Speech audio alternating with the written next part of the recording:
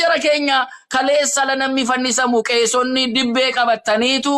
dibbee sirriitti takla haymaanoot jedhama markaatoo keessatti alanammi fannisamu achitti dibbee qabaniitu iyyuu sirrii gootaneedhan Abuna Phexros la jettu maal jettu jedhaman eegajjeesanii booda እርሶም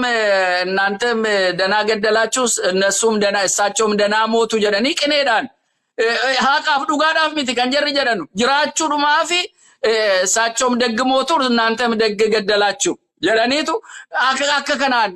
ጅሬኛ ሳኒ ጀቹዳ ጅራቹ ዱማፍ ማለ አከባ ጴጥሮስ ዱጋዳፍ አሳኒ አዶፍቱ ነንዱዋ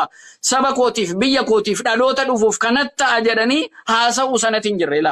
Kadiga natif alon nama jirumo teknologi kawa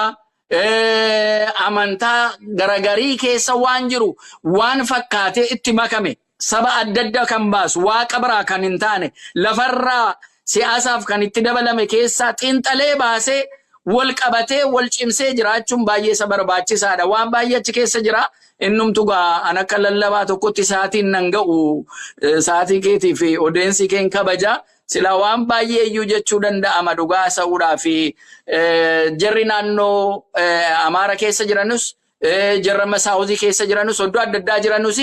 afaan isaaniitiin tajaajilamuun mirga isaaniiti jarrillee dhaabbachuu qabu kan Oromoo Ortodoksii Sinodoosiin Oromiyaaf sabaaf sablammiisi achi ammi taate biqiltee mul'atteetu akka baadiyyaadha abidda bulshatanii dibanii bulshatu qaanqeenseen baddu